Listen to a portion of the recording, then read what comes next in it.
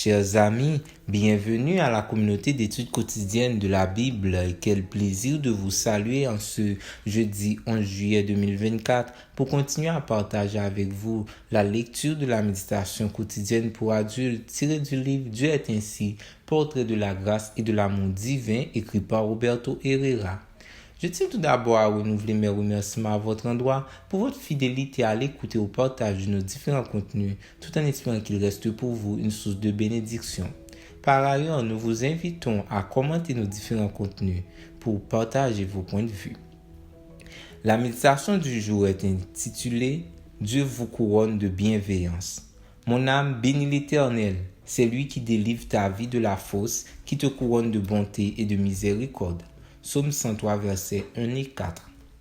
Dans la perspective de ce que Dieu fait pour nous, le psaume 103 est un bon document pour le connaître tel qu'il est.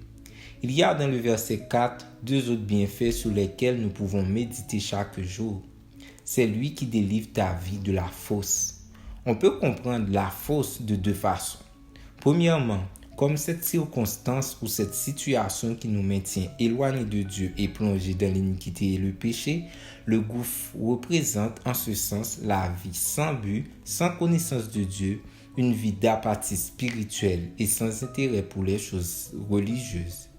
Deuxièmement, la fosse signifie aussi les fois où Dieu nous a littéralement sauvé la vie de danger parce que même si le plus grand péril est le péché qui nous sépare de lui, il est vrai que la protection divine nous a tous préservés physiquement de nombreux dangers pour pouvoir avoir l'occasion de le connaître et d'être secourus par lui.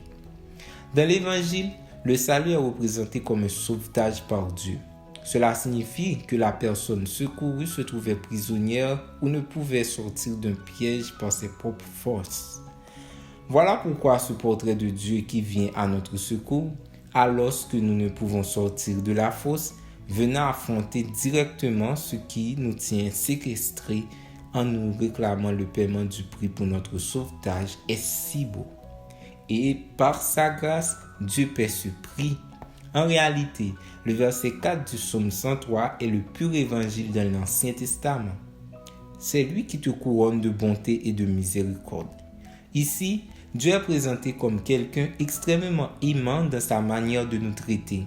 Ce qu'il a fait pour nous sauver de toutes nos fausses est déjà plus que suffisant et de ce fait, il fait de nous des débiteurs envers lui. De plus, non seulement il nous tire du gouffre, mais il nous comble aussi de toutes les bénédictions que nous avions perdues pendant que nous étions dans la fosse et il multiplie ses miséricordes en de nombreux aspects de notre vie. Ce que le psaume dit ici est que Dieu a évité que nous soyons traités comme nous le méritions. Cela s'appelle la grâce, une faveur imméritée, un cadeau infini, l'amour à son plus haut degré. Il ne nous reste donc plus avec le psalmiste qu'à exprimer de vive voix et avec enthousiasme « Mon âme bénit l'Éternel ». Merci d'avoir suivi cette méditation. Nous vous souhaitons de passer une très bonne journée. Au revoir.